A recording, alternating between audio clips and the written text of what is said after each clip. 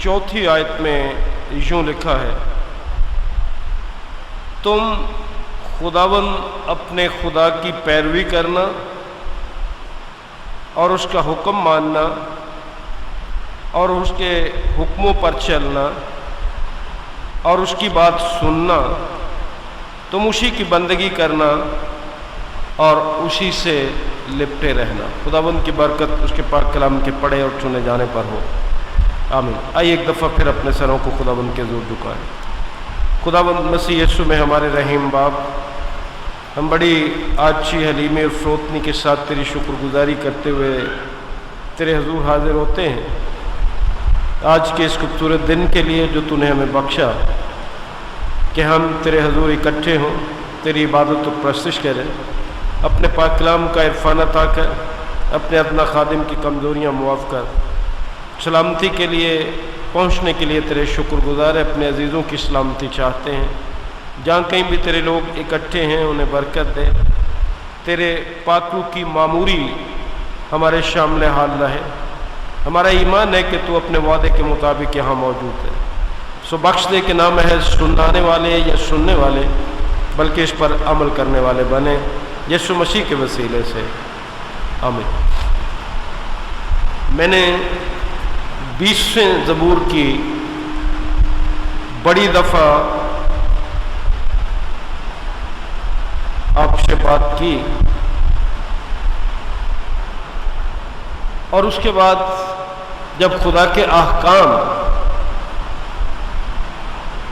हम देखते हैं खुरूज की किताब के 20वें बाब में, और आज जो हवाला हमारे सामने है, इस एक ही आयत में बहुत से हुक्म दिए गए हैं। और मैंने हमेशा गुजारिश की है कि खुदा का खौफ करें, मेहरबानी करें कि ये जो आपने कहीं से सीख लिया है दुआ में, क्या है खुदावंद तू ये करना, तू वो करना, करना जो है ये हुक्म के मानों में आता है। खुरूज 20वां बाब जब खुदा ने अहकाम दिए तो आप पढ़ के देख लें कि वहाँ हर हुक्म के आगे नून अल्फ ना लिखा हुआ है। तू ये न करना, तू चोरी न करना, तू खून न करना, तू ज़िना न करना, झूठी गवाही न देना, गैर माबूदों की परस्तिश न करना। तो जब भी हुक्म आता है, पढ़े लिखे बच्चों को बड़ी दफ़ा कहा है कि जिस हर्फ के आखिर में नून अल्फ ना आता है वो फेल होता है, और फेल अमर जो हुक्म होता है हमेशा उसके आखिर में नून अल्फ ना आता है। लेकिन मैं शर्मिंदा हूँ कि कभी किसी ने आज तक तवज्जो नहीं की। पता नहीं आप या सुनना नहीं चाहते। अगर आप सुनना नहीं चाहते और सुनकर अमल नहीं करना चाहते, मुझे बता दीजिए गिरजे हमारा आने का मकसद क्या? मुझे दिखाने आते हो या मैं आपको दिखाने आता हूँ? क्या गिरजे आने का मकसद है? मकसद तो ये है कि हमारी जिंदगियों में तब्दीली आए। मकसद तो ये है कि खुदा का हुक्म सुनकर उस पर अमल करें। और जब अमल कोई नहीं है तो फिर हमें गिरजे आने का कोई फायदा नहीं। माशवाई इसके कि एक रस्म पूरी कर रहे हैं कि जी हम गिरजे जा रहे हैं। खुदा के वास्ते ऐसी बातें छोड़ दो, न करो ऐसे। आप खुदावंद के लोगों, खुदावंद की बात को सुनने की कोशिश किया करें। आज जो चौथी आयत है इस पर मैं गुजारिश करना चाहता हूँ आपसे चंद अल्फाज। और उसमें आपने देखा कि इस एक ही आयत में बहुत से अहकाम पाए जाते हैं। मिसाल के तौर पर पहले कहा गया तुम खुदावंद अपने खुदा की पैरवी करना, एक बात होगी। दूसरी बात है उसका खौफ मानना। तीसरा हुक्म इसी के अंदर दिया गया और उसके हुक्मों पर चलना। और चौथी बात लिखी है और उसकी बात सुनना। पांचवा हुक्म इसी के अंदर है, तुम उसी की बंदगी करना और उसी से लिपटे रहना। इस एक आयत में बहुत से हुक्म हमें मिले, जिनमें से एक पर आज हम बात करेंगे और वो है اور اس کا خوف ماننا. مجھے نہیں پتا کہ آپ کی زندگی میں اس بات کی کیا حیثیت ہے کہ تم اپنے خداوند کا خوف ماننا. یہ حکم ہے خداوند کی طرف سے. یہ کوئی ایسی ویسی بات تو ہے نہیں ہے, یہ خداوند کا حکم ہے. خداوند کے کلام میں ہمیں حکم دیا گیا, خدا کے بندے کی معرفت ہم تک یہ حکم پہنچا کہ تم اپنے خداوند کا خوف ماننا. حقیقت یہ ہے کہ ہم خدا کا خوف کوئی نہیں مانتے.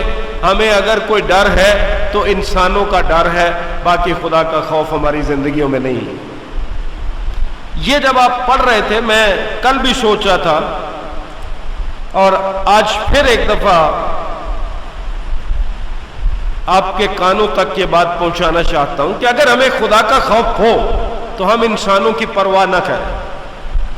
لیکن افسوس کی بات یہ ہے کہ ہم انسانوں کی زیادہ پرواہ کرتے ہیں, اپنے خدا کا کوئی خوف نہیں ہے ہمیں. اگر کوئی بندہ ہمیں کہے آج چل فلانی جگہ چلنا ہے یار, تو ہی کہو جی میں گر جائے, اور چل آ کے چلنے میں چیتی آ جانا, تسا اس بندے نہ ٹر جانا. نہ تسی انہوں ناراض کرنا چاہتے ہو, نہ رشتہ داراں نوں ناراض کرنا چاہتے ہو. خدا کا خوف کوئی نہیں. بہت سی باتوں, مرگ ہو, شادی بیاہ ہو, کوئی اور چیز ہو, کوئی خدا کا خوف نہیں ہے. جبکہ یہ حکم تھا کہ خدا کا خوف ماننا. ذرا الفاظ سن لیجئے خدا نے کیا کہے.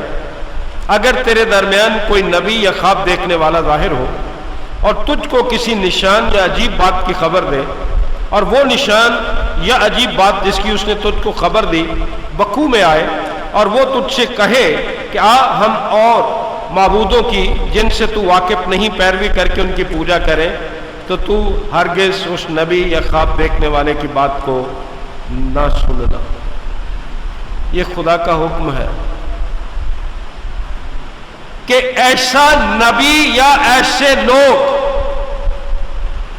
ایسے خواب دیکھنے والے یا ایسے خادم جو کہلاتے خدا کے خادم ہیں لیکن دراصل وہ ہے نہیں ہے, اگر کوئی ایسی بات یا کوئی ایسی رسم بتائے جس سے کہ آپ خدا کو چھوڑ کر کسی اور کے پیچھے چلے جائیں. کلام تو کہتا ہے کہ نہ ماننا, ہم انہی کی بات مانتے ہیں. چلیے مجھے دیانتداری سے بتائیے کہ جو کچھ ہمارے گرجوں میں, جو کچھ ہمارے ارد گرد ہو رہا ہے, کیا یہ واقعی خدا کا حکم ہے؟ کیا یہی خداوند چاہتا ہے کہ ہم خدا سے لوگوں کا بھروسہ اٹھوا کر صرف ٹی وی پر یا ایک بندے پر لے آئیں؟ خدا کے لوگوں, خدا کے کلام کی آواز سنو. میں نے پہلے بھی کہا تھا کہ مجھے کسی سے کوئی غرض نہیں ہے کسی کی مخالفت کی. اگر مجھے کوئی غرض ہے تو مجھے اپنے لوگوں کی فکر ہے, آپ کی فکر ہے, جس کے لیے میں نگہبان مقرر ہوا ہوں, جس کے لیے میں خدا کے حضور جواب دہ ہوں. مجھے ان باتوں کا حساب دینا ہے, اس لیے میں کوشش کرتا ہوں کہ بلا خوف خدا کا کلام آپ تک پہنچاؤں اور آپ کی کلیسیائی اور خاندانی اور شخصی زندگی میں وہ تبدیلی آئے جو خداوند دیکھنا چاہتا ہے. ہمارے گھروں میں پتہ نہیں کیا کیا کچھ ہوتا ہے. آپ کہتے چلو جی فلانا بھی خدا دا خادم ہے, فلانا بھی خدا دا خادم ہے. اگر تو کوئی ایسی تعلیم دیتا ہے جس سے آپ کا بھروسہ خداوند سے اٹھ کر کسی اور طرف چلا جاتا ہے, جب وہ خدا کے جلال کی بجائے اپنا جلال چاہتا کسی نہ کسی طرح سے, اس کی بات سننے کی کیا ضرورت پڑی ہے آپ کو؟ کیا وہ آپ کو روٹی دیتا ہے؟ کیا وہ آپ کو شہد دیتا ہے؟ کیا اس نے آپ کو پیدا کیا؟ کیا وہ آپ کا خالق ہے؟ نہ کرو ایسے, نہ ایسی تعلیم کے پیچھے جاؤ جو آپ کو خدا سے دور لے جاتی ہے. بندوں کا خوف چھوڑ دو, انسانوں کا خوف چھوڑ دو, خداوند کے خوف کے تابع آ جاؤ, کیونکہ یہ خداوند کا حکم ہے کہ ہم خداوند کا خوف مانیں. اور پھر کلام مقدس میں آپ نے تفصیل کے ساتھ یہ پڑھا کہ خداوند تمہارا خدا آزمائے گا کہ تم مجھ سے محبت رکھتے ہو یا نہیں رکھتے، تو ہم تو اس معیار پر کبھی پورے ہی نہیں اترے. ہم تو کہتے ہیں کہ خداوند ٹھیک ہے تو اپنی جگہ ہے، لیکن ہم رشتہ داروں کو، اپنے ساتھیوں کو، اپنے عزیزوں کو ناراض تو نہیں کر سکتے نا. اور خداوند کا فیصلہ یہ ہے کہ اگر کوئی اپنے باپ یا ماں یا بیٹے یا بیٹی یا کسی اور کو مجھ سے زیادہ عزیز رکھتا ہے تو وہ میرے لائق نہیں. یہ آپ سوچ لیجیے کہ خداوند کا خوف ضروری ہے یا انسانوں کا خوف ضروری ہے. میں حیران ہوتا ہوں، میں سیمنری میں بچوں کو پڑھا رہا تھا کہ کتنے اشتیاق کے ساتھ، کتنی دل جمعی کے ساتھ رومن کیتھولکس جو ہے وہ یہ روزری بھی پڑھتے ہیں، وہ کیا کہتے ہیں، سلام مریم بھی پڑھتے ہیں، اور اس میں جو کچھ بھی وہ کہتے ہیں، کبھی آپ نے نہیں سوچا کہ وہ سارا کچھ خدا کے کلام کے خلاف ہے؟ اگر کوئی اس کو خدا کی ماں مانتا، مجھے دیانتداری سے چلیے آپ بتا دیجئے کہ خدا کی کوئی ماں ہو سکتی ہے؟ اگر خدا کی ماں ہے تو اس کا مطلب یہ ہے کہ وہ خدا سے پہلے ہو تو خدا کی ماں ہے. پھر خدا کیسا ہوا اگر اس کی کوئی ماں ہے؟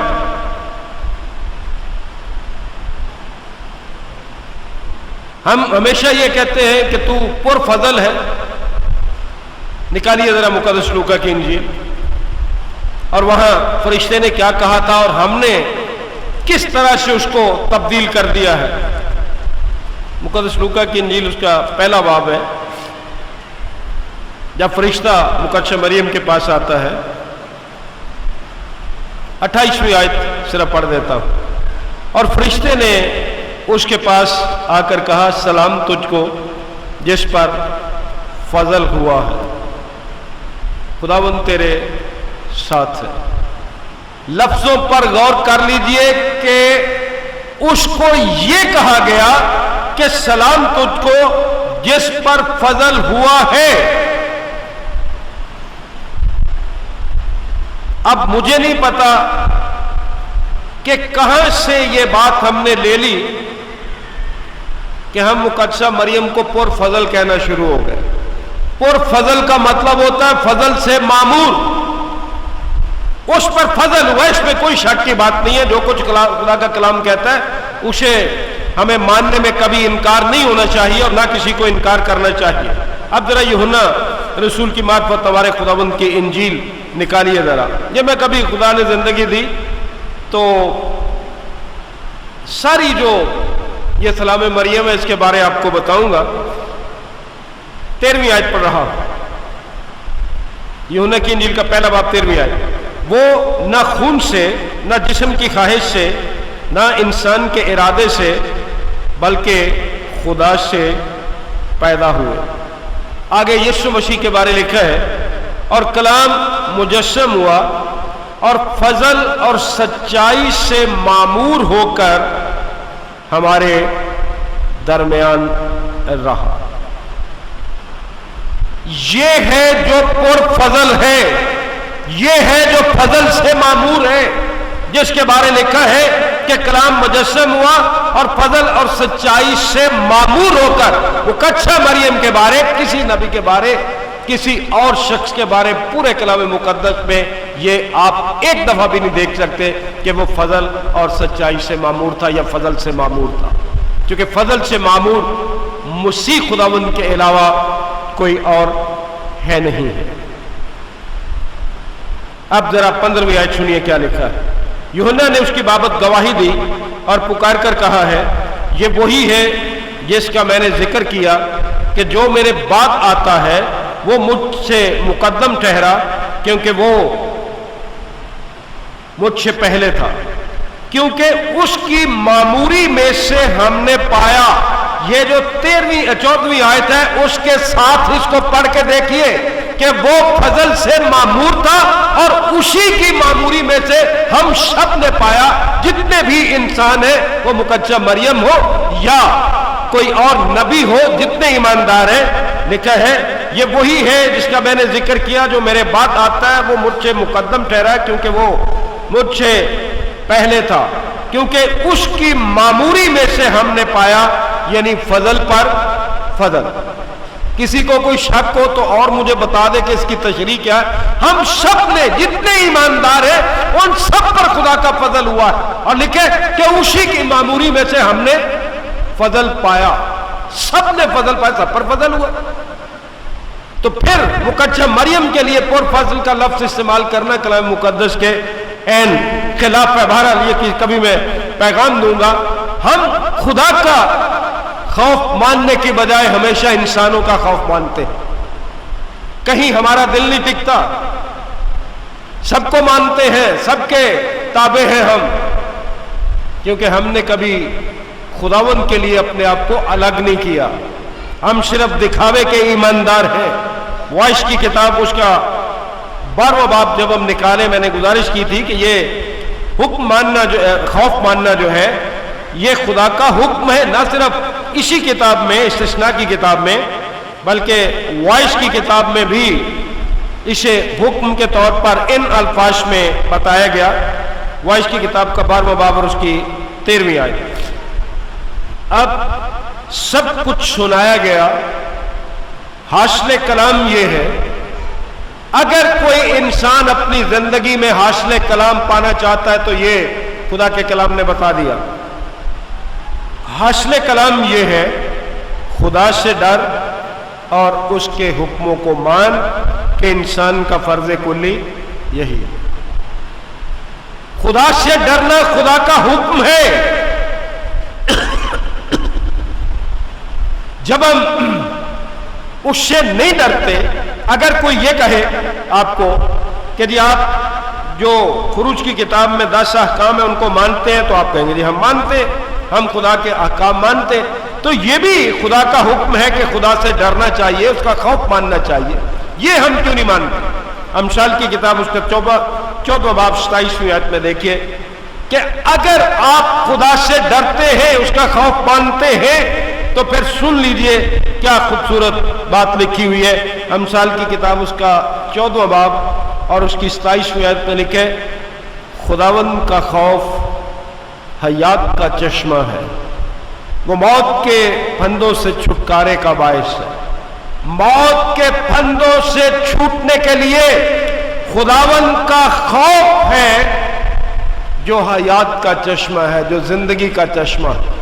ورنہ آپ جئیں گے صحیح، روٹی کھائیں گے، شادیاں بیاہ کریں گے، سارے کام کریں گے، لیکن حقیقت یہ ہے کہ جس زندگی کے دینے کے لیے خداوند یسوع مسیح آیا تھا وہ آپ میں نہیں ہے، اگر آپ خدا کا خوف نہیں مانتے تو۔ اس زندگی کا کیا کرنا ہے ہم؟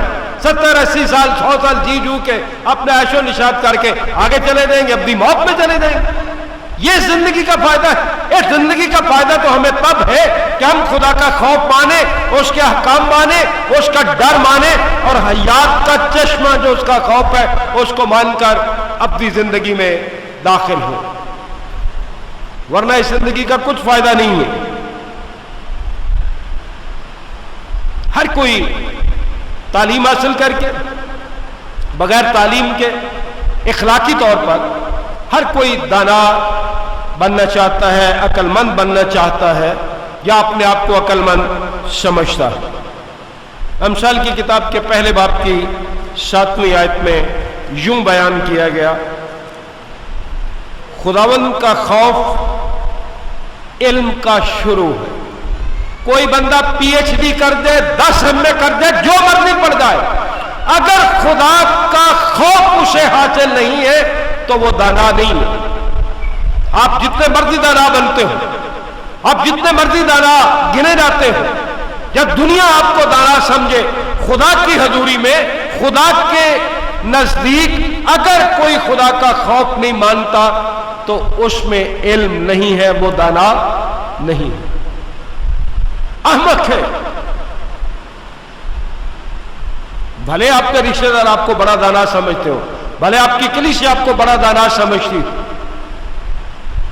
اگر خداوند کا خوف نہیں ہے تو دانائی بھی نہیں ہے اور علم بھی نہیں ہے، کیونکہ علم شروع ہوتا ہے خدا کے خوف سے۔ ایسے علم کا کیا فائدہ جو ہمیں خدا کی بادشاہی سے دور لے جائے؟ علم تو ہمیں وہ فائدہ مند ہے جو ہمیں خدا کی بادشاہی کا وارث بنائے. اور اگر ہمیں وہی علم نہیں ہے تو اس کا مطلب یہ ہے کہ ہم نے کبھی خدا کا خوف مانا ہی نہیں.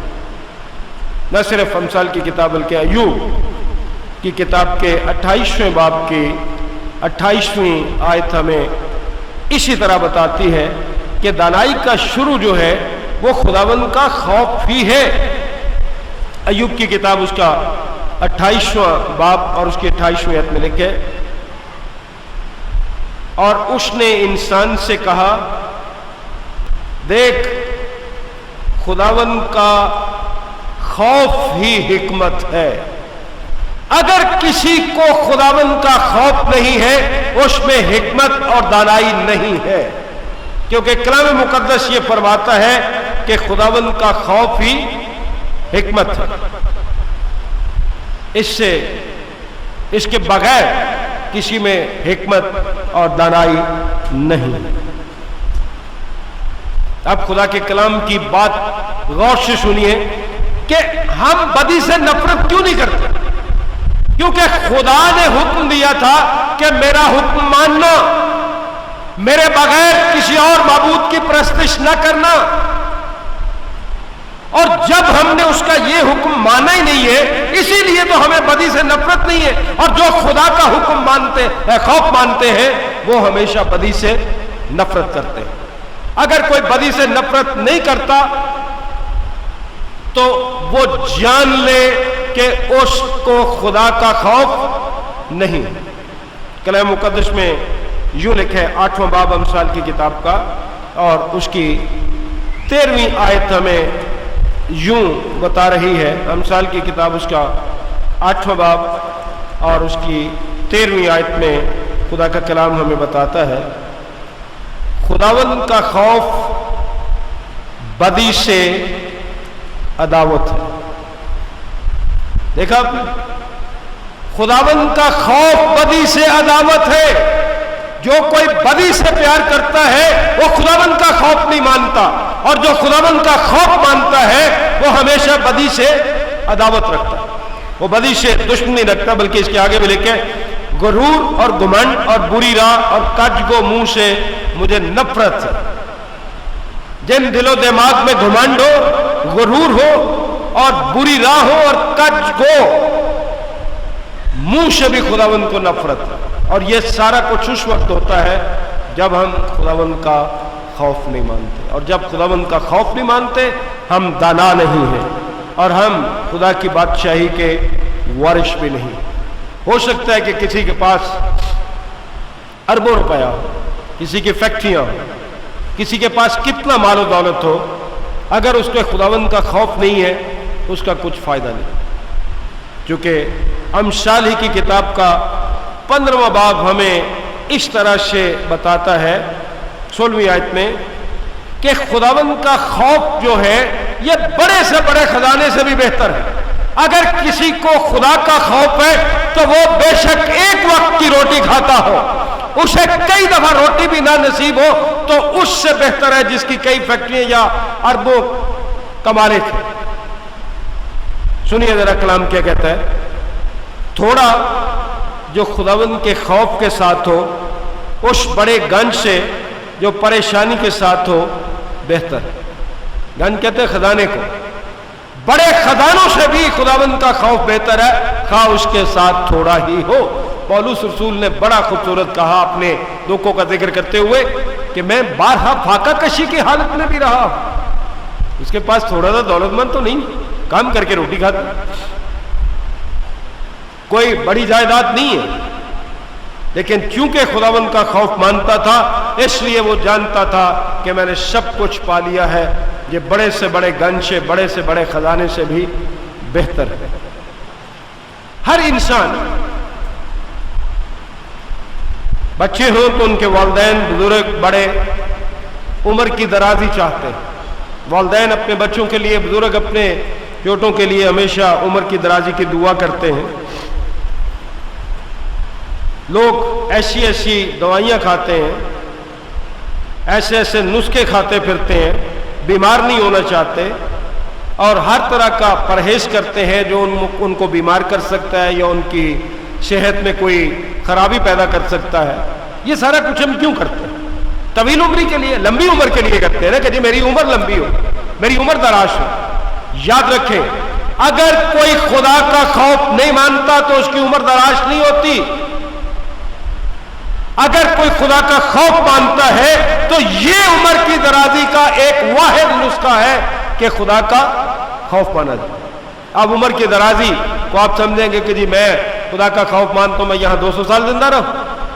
دو معنی اس کے ہیں عمر کی درازی کے، ایک جسمانی طور سے، دنیاوی طور سے کہ یہاں ہمیں عمر کی درازی ہو، اور دوسری عمر کی درازی یہ ہے جو مسیح خداوند نے کہا تھا جو حقیقی عمر کی درازی ہے. وہ کیا ہے؟ جو کوئی مجھ پر ایمان لے آتا ہے گو وہ مر جائے تو بھی زندہ رہتا ہے. یہ عمر کی درازی ہے کہ جو زندگی یسوع پر ایمان لانے کے وسیلے سے اس کی شروع ہوئی تھی وہ کبھی ختم نہیں ہوتی. وہ اس دنیا سے چلا بھی جائے تب بھی وہ زندہ ہے اور اس نے عمر کی درازی پائی. اور جو اس کا خوف نہیں مانتا وہ مر گیا، اس کے بعد جی اٹھے گا ہمیشہ کے لیے، مرنے کے لیے. اسے عمر کی درازی نہیں ہے. اس کو اس طرح سے بھی روحانی معنوں میں لیا جاتا. امثال کی کتاب کے 10ویں باب کی 27ویں آیت نے ہمیں یوں سکھایا، خداوند کا خوف عمر کی درازی بخشتا ہے لیکن شریروں کی زندگی کوتاہ کر دی جائے گی. شریروں کی زندگی کوتاہ ہو یا نہ ہو، ہمیں اس سے کیا؟ ہمارا کام ہے کہ ہم خدا کا خوف مانیں، خداوند کے خوف میں زندگی گزارے تاکہ ہماری عمر دراز ہو، اور ہم اس عمر درازی میں دنیاوی باتوں کے لیے نہیں بلکہ خداوند کے جلال کے لیے استعمال. پادری بن کر نہیں، ایلڈر بن کر نہیں، یا دیگر کسی بڑے عہدے پر جا کر نہیں. میں نے پہلے بھی کئی دفعہ خدا کے ایک خادم کا ذکر کیا، C.H. سپرجن کا. وہ کہتا ہے کہ اگر آپ یسوع مسیح کے بارے دوسروں کو نہیں بتاتے تو آپ نے کبھی یسوع مسیح کو قبول نہیں کیا. بس جس نے اس کو قبول کیا وہ تو اس کی گواہی دینے سے کبھی بات ہی نہیں آتا. جس نے اس کا خوف مانا ہے وہ دوسروں کو بھی چاہے گا کہ وہ اس کے خوف میں آئے. آپ سمجھتے ہیں کہ صرف پادری کا یہ کام ہے؟ آپ سمجھتے ہیں صرف ایلڈر کا یہ کام ہے؟ جس نے بھی خداوند یسوع مسیح کو اپنا نجات دہندہ قبول کیا وہ اس کی گواہی دیے بغیر اور لوگوں کو اس کے بارے بتائے بغیر نہیں رہ سکتا. کہا وہ بول کر بتائے، کہا وہ اپنے کاموں کے ذریعے اور کردار کے ذریعے سے بتائے، لیکن وہ گواہی ضرور دے گا اپنی زندگی سے خداوند یسوع مسیح کو. آپ چرچ آتے ہیں، چندے دیتے ہیں، لوگ دہ یکیاں دیتے ہیں، روزے رکھتے ہیں، پتہ نہیں کیا کیا ہم کرتے ہیں. یہ سارا کچھ کیوں کرتے ہیں؟ اس لیے کہ ہم خداوند کو پسند آئیں. اس لیے کرتے ہیں نا. کہا کوئی غیر قوم کے ہوں، اپنے ہوں یا جیسے بھی ہوں، کرتے تو اسی لیے نا کہ جی ہماری زندگی یا ہم خداوند کو پسند آ جائے. آپ کو پتہ ہے کہ جب تک اس کا خوف نہ مانا جائے خداوند کو پسند نہیں آیا جا سکتا. اس کے بغیر کوئی خداوند کو پسند نہیں آ سکتا. آپ کا چاہے جتنے مرضی چرچ کے ممبر ہو، جتنے مرضی بڑے پادری ہو، جتنے بڑے ایلڈر ہو، جتنے بڑے چرچ کے ممبر ہو، باقاعدگی سے چرچ آنے والے اور چندے اور ہدیہ اور دائیہ کی دینے والے ہو، اگر خدا کا خوف نہیں ہے آپ کبھی خداوند کو پسند نہیں ہے. سن لیجئے خدا کا کلام کیا کہتا ہے. اعمال کی کتاب اس کا 10واں باب اور اس کی 35ویں آیت میں یوں لکھا ہے، بلکہ ہر قوم میں جو اس سے ڈرتا اور راست بازی کرتا ہے وہ اس کو پسند آتا ہے. جو اس سے ڈرتا ہے، اس کا خوف کھاتا ہے، وہ اس کو پسند آتا ہے. دوسرا کوئی خداوند کو پسند نہیں آتا. آپ سمجھ لیجئے کہ اگر آپ نے خدا کا خوف نہیں مانا، اس کے حکموں کو نہیں مانا، اپنی زندگیاں تبدیل نہیں کی، نئے سرے سے پیدا نہیں ہوئے، پورے طور سے توبہ کر کے اس طرح سے نہیں چلے جس طرح خداوند چاہتا۔ میں کل بھی ابھی بات کر رہا تھا کہ افسوس کی بات یہ ہے کہ ہم اتنے تعلیم یافتہ، اتنے چالاک اور اتنے ہوشیار ہو گئے ہیں، ہم چاہتے ہیں کہ بائبل مقدس کو اپنی مرضی کے مطابق ڈھالیں۔ عزیز بھائی بہنوں، نہیں، یہ غلط ہے۔ اپنے آپ کو بائبل مقدس کے مطابق ڈھالو، بائبل کو اپنے مطابق نہ ڈھالو۔ جس طرح کسی نے طلاق دینی یا لینی ہے، وہ اسی کو پڑھ کے کہتا ہے جی یہ دیکھیں کیا لکھا ہوا ہے۔ جس نے قربانی کا گوشت کھانا ہے وہ بھی بائبل کو پڑھ کے بتا دیتا ہے۔ جس نے شراب پینی ہے اس نے بھی اسی کا سہارا لینا ہے۔